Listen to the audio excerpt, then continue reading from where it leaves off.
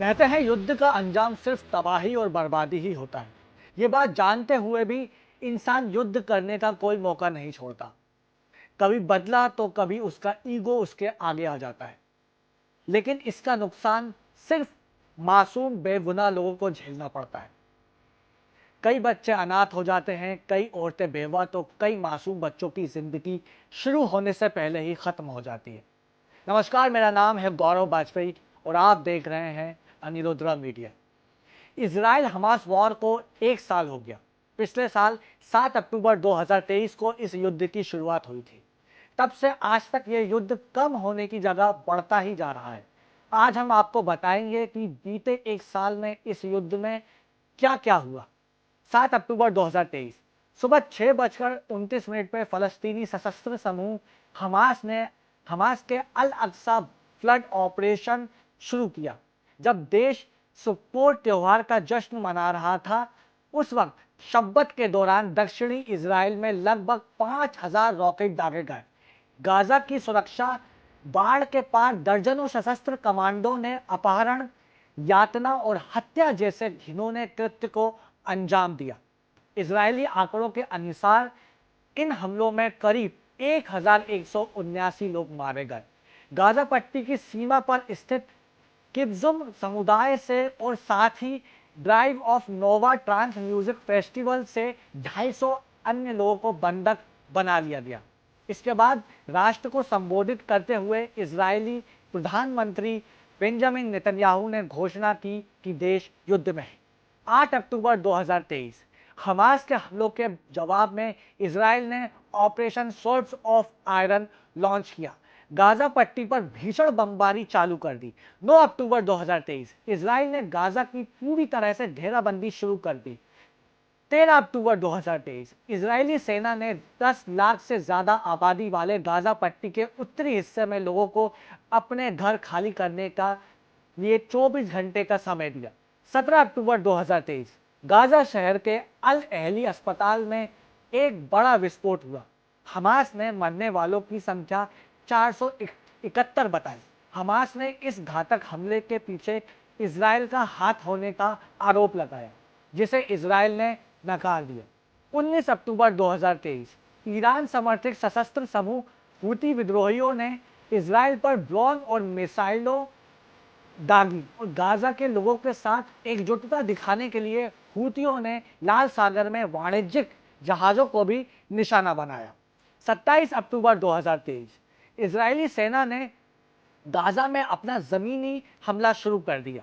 Gaza पट्टी के नीचे सुरंगों के एक विशाल नेटवर्क को ध्वस्त करने के लिए इजरायली सेना ने जमीनी कार्रवाई शुरू कर दी।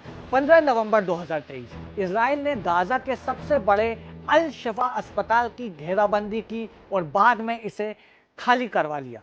इस इजराइल ने हमास पर आरोप लगाया कि वे इस परिसर को सैन्य कमान चौकी के रूप में इस्तेमाल कर रहा है। 24 नवंबर 2023 इजराइल और हमास के बीच पहला युद्ध विराम घोषित किया गया। इसके तहत 105 इजरायली नागरिकों को इजराइल जेलों में बंद 240 फलस्तीनी कैदियों की रिहाई के बदले रिहा किया गया।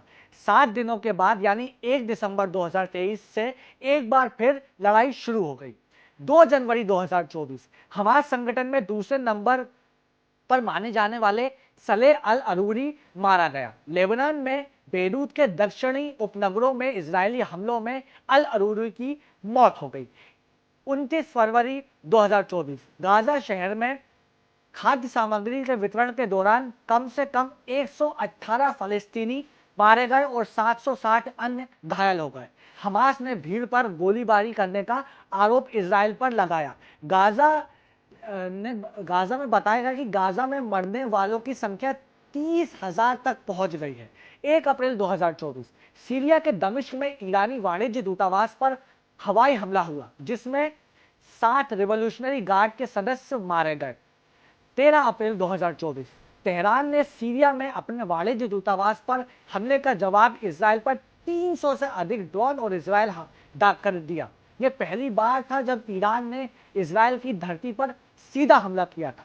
13 जुलाई 2024 हमास के सशस्त्र गुट एज़ेदीन अल कसाम ब्रिगेड का प्रमुख मोहम्मद देव खान यूनुस के पास एक इजरायली हवाई हमले में मारा गया।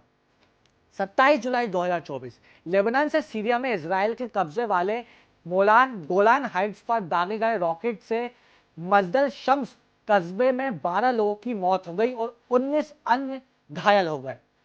7 अक्टूबर के बाद से ये इजराइल नागरिकों के खिलाफ सबसे बड़ा हमला। 31 जुलाई 2024 हमास प्रमुख इस्माइल हानिया ईरानी राष्ट्रपति मसूद पेज़ेश्कियान के शपथ ग्रहण समारोह में भाग लेने के बाद तेहरान में एक विस्फोट में मारे गए।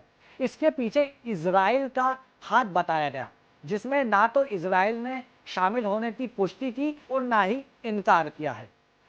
17-18 सितंबर 2024 2 दिनों में लेबनान और सीरिया में हजारों पेजर और वॉकी टॉकी फट गए। इन हमलों में हिजबुल्लाह के हजारों लोग घायल हो गए और सैकड़ों लोगों की मौत हो गई। उधर इजराइल ने युद्ध में एक नए उद्देश्य की घोषणा कर दी। 28 सितंबर 2024 इजराइल ने बेरूत के दक्षिणी उपनगरों पर बड़ा हमला किया। 3 दशकों से अधिक समय तक हिजबुल्लाह का नेतृत्व करने वाला हसन नसरल्लाह हमलों में मारा गया।